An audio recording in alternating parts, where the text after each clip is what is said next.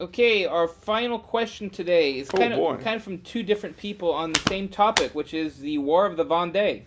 All right. All right, Scott Rupert asks, Charles, can you talk about the history of the War of the Vendée? And No. All right, go ahead. And what are some books you recommend on it, and the French Revolution in general? Woof. Well, there's a book called The War of the Vendée, oddly enough, that came out. I believe Michael Davis wrote the foreword, but I cannot for the life of me remember the actual author. I believe it's called The War of the Vendée. Okay. I'm not familiar. No. And for the French Revolution in general, the best book I know in English is called Louis XVI or The End of a World by Bernard Fay. Oh, yeah, I know Bernard, yeah. Spelled F-A-Y umlaut. Fay. Yeah. Those are the two best books, Okay. Of course, I definitely recommend, if you're, shall we say, audio-visually pointed, Daniel Rabaudin's great film, Hidden Rebellion. Of course. And also there are a couple of really good websites on the Vendée, but they're all in French. Ah. Okay, French guy number one with an additional question. I recently visited the Vendée and was amazed by the heroism of the ordinary Catholics who rose up against the tyranny of the French Revolution. I was also surprised at the lack of discussion of this important period in the history of Catholic France. What started the revolt? Who led it, and what did it achieve? Well, there were several things. Firstly, the Vendée is the westernmost part of the province of Poitou in France. It's south of Brittany, south of Nantes. In fact, if you want to go there today, you have to fly into Nantes. It's very rural? Oh, yeah. Oh, wow. Very rural. I was just there 3 weeks ago in Chavannes. Why? Why? Yeah, I mean, a rural place? I went to a conference at the Chavannes International School, whose headmaster is my friend Freddie McDermott. I saw Joe Pierce there and Mike Church. Oh, yeah, okay. They were at the same conference. And we wandered in the forest of Brocéliande, the great Arthurian Breton forest filled with legends and so on. Funny thing about that, so many places that you wanted to go to since you were a kid, you actually get there and it's like, not this time. I was enchanted. I really fell in love with the place. Anyway, wow. The Vendée itself is very rural. You have all these hedgerows. And unlike a lot of parts of France, many of the nobility were stay-at-homes. Because you remember the great nobility of France since Louis XIV's time were attracted to the court. And their various estates, wherever they came from, were run by agents. Yeah. But in the Vendée, they tended to be stay-at-homes. Why do you think that was? Oh, different reasons, I suppose. One of them being the fact that they really didn't, it was not that wealthy an area. I mean, the typical thing is if you're a great nobleman and you want to play a big part at Versailles, well, you've got to have an estate pumping out dough in some really big area. I see. But, the Vendée, they had a lot of noble estates, but they weren't going to produce the sort of money where you'd be able to go to Versailles and put on the dog. Yeah. At least not more than once or twice a year. Okay. So that was part of it, and as a result, the nobility and the people were very, very tight. It was a very devout area, and Saint Louis Marie de Montfort did a lot of evangelizing there. In fact, he's buried in the Vendée. I've been to his tomb. Of course. One of the great things about being in Europe, other than not being in America, of course, can we not say things like that? Can we avoid saying nasty things like that? And it's the asides. The asides are the nastiest because it just dropped. Where's Junipero Serra buried? He is buried in Carmel, California. Oh. Well, or at least that's what they say. Oh, really? It's not for sure. No, it's really what they say. Oh, okay. Okay, so anyhow. But, you notice how you jumped on that? Yeah. Well, all I had to do was say, well, that's what they say. I'm not like others who trust this verbal tradition, this oral tradition. But this is where we are today. You can make anything sound awful. So you say President Grant's buried in Grant's tomb. Well, that's the story, anyway. Wait. So do you know something different? Oh, no, I'm sure. Well, it implies that it's not accessible through traditional channels. Oh, no, and no, that it's no. just something... No, of course not. I don't want to disturb you in your views. It's like a rumor. The rumor is... Your beliefs are tightly held, and I don't want to disturb them. What are you talking about? Well, I'm sure you absolutely believe Grant is buried in Grant's tomb. And I don't want to disturb you in that belief. I'm sure it must be true. It is true. Thank you. Of course it is. Gosh. Absolutely. Who would think otherwise? And why? You're very vexing right now. Yeah, I know. It's. Anyway, I can only give the world what it gives me, right? Right. But no, seriously. So Sir Marie de Montfort evangelized the Vendée. It was a cross in one of the major towns, and he said that when the moss had grown to the top of it, war would break out in the Vendée. Wow. And of course it did, in the year that he predicted. But he was out of the picture a lot earlier. The people of the Vendée were extremely pious. Now, just as with other peoples elsewhere, they began to be harassed by the central government in Paris. First, you had the overthrow of the king. Well, no, but before that, before the overthrow of the king, you have the civil constitution of the clergy, which basically makes the church in France subject to the revolutionary authorities. Yeah. Well, if you refused to swear to it, you'd lose your parish, and you became a criminal automatically. Yeah. So that's what happened to the Vendée. What part of it couldn't you swear to?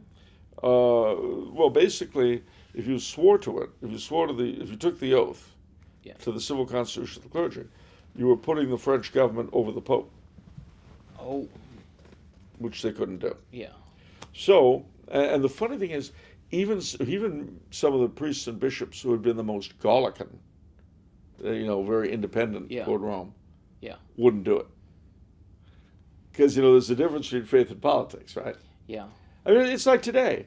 If I don't care how you feel about Pope Francis, if I said, well, you've got to sign this oath saying that the United States government has more authority over the Catholic Church than the Pope does, if you had any guts at all, you'd go to the barricades for it. Of course. Because it's not about him. Right.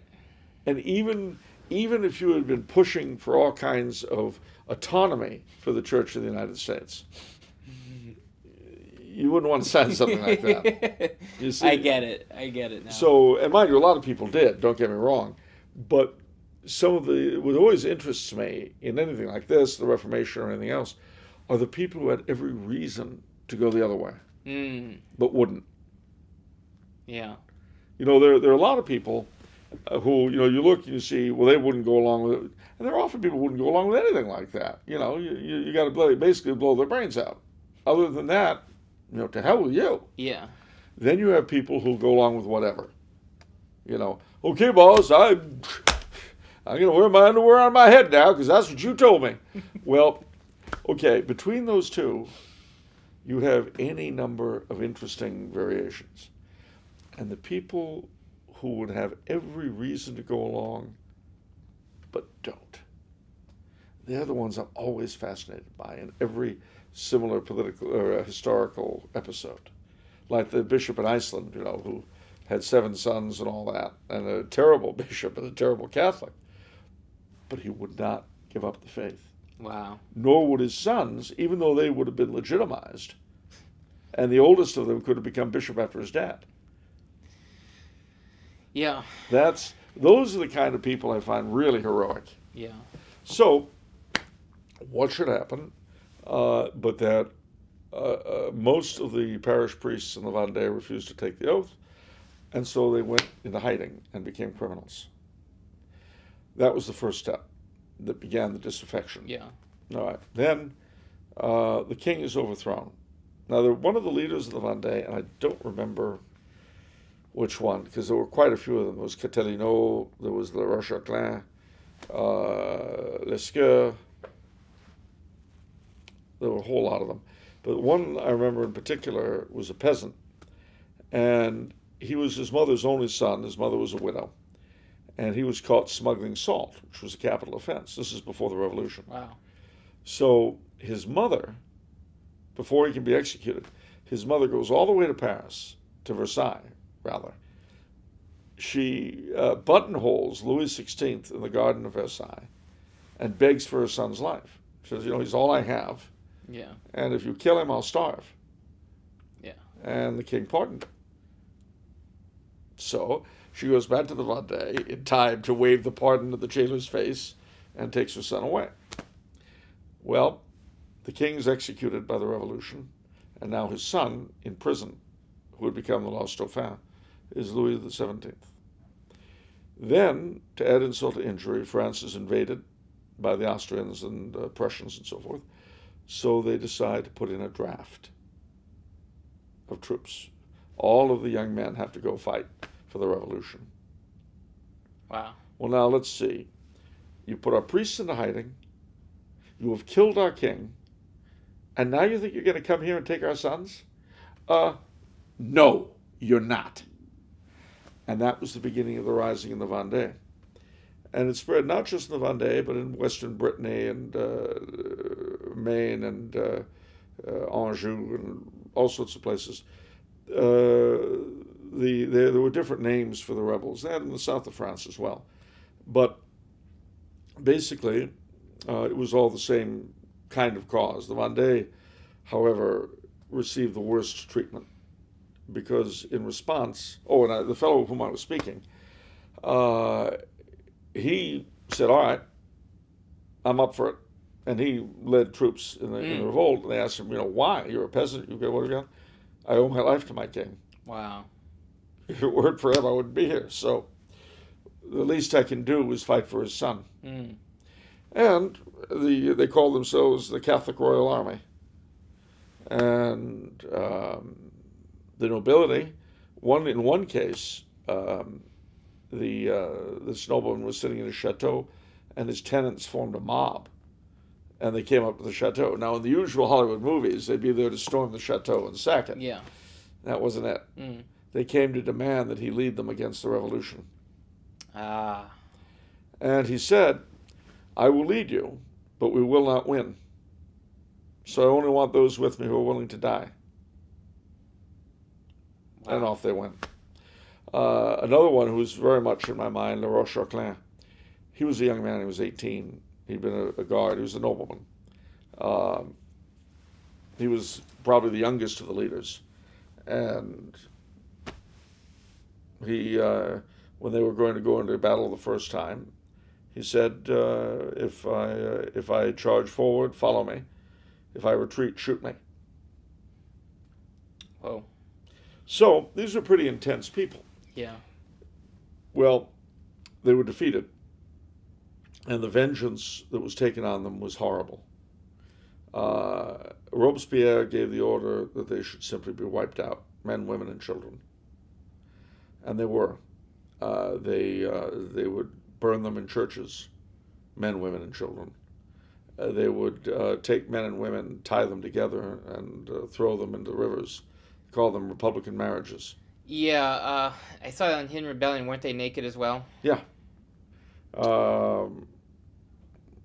And you go there now, and you could still feel the horror.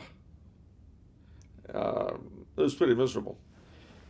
And then, in 1815, the king had come back in 1814. 1815, Napoleon rises again and takes the country over. The Vendée rises again against him, and are defeated. In 1830, King Charles X is overthrown, Louis XVI's youngest brother. And 2 years later, the Vendée rises again under the leadership of his daughter-in-law. How are they hanging around so long? It goes in families. Oh, it goes in families. Okay. And similarly, interesting enough, you remember I wrote a book on the Papal Zouaves. Well, one of the big recruiting grounds for the Zouaves in France was the Vendée. And it's interesting, names like Le Rocheclin and Charlotte de la Contrie that were big, and Bonchamp, who were big in the Vendée Rising, were also big in the Zouaves. Mm. Because these traditions were handed down in these families. And to this day, to this very day, I know of a descendant of one of the leaders of the Vendee Rising who still treasures the flag that his multiple great ancestor had in the Vendee. I've seen it. The actual cloth? Yeah. Handed down, wow. With holes in it, covered with blood. Wow. And the commissioned that it should be returned to the king when he's restored. Wow. And when the last direct descendant of Charles X, the Count of Chambord, Henry V, died in 1883, the then member of the family who had the flag took it to Frosdorf in Austria, and it covered the coffin of Chambord. And on the mantelpiece in that chateau, I have seen with these eyes a fleur-de-lis in yellowish wax, and that was wax from the candles that were at Chambord's funeral. Wow. Wow, indeed. It, you go into these places and you meet these people, and it's just... very emotional. Yep. Well, I don't even know what to say, but that's, we're finished with the episode. Well, that's the faith. If we want to go to heaven, or if we want to make a better earth, that's the faith we have to try to cultivate in ourselves. At the end of the day, nothing is won by a faint heart. Nothing is won by halfway measures. Nothing is won by a lack of loyalty. And even if you have the very best leaders and the best heart, you may still lose, as the Vendee shows. But that's only a loss on this side. All of those folk that did so much then, I have no doubt are saints in heaven now. And that, at the end of the day, for all of us, is the real victory. Whatever happens here, however it happens. The reverse is also true. I just had a conversation with a friend of mine, what kind of conversation he had with a leading European Freemason who was going on and on and on about the many victories over the church and the faithful that they've had in recent years. I won't bore you with details, but after he told me all this, I said, I have to admit, if I were in your shoes, I would have said to him, a fat lot of good, all that victory over the church and ruin for Catholics is going to bring you when you're frying in hell. Laugh, guy, laugh now, because you won't get the chance on the other side. And the same is true for us. Weep here. Weep here, because if we stay loyal and we stay true, then we'll have an eternity of joy and happiness beyond us. Yeah. Okay. Well, that'll do it. That'll do it for this week. I am going back to Austria early next week. By the time you see this, I'll still be home. But I'll be leaving the next day. So by the time you see this, we're actually going to be doing my last at-home episode. And you know what that means? It'll actually be Monday. Yeah. And if it's Monday? It's off the menu. And the soul you save? May be your own. God bless you, ladies and gentlemen.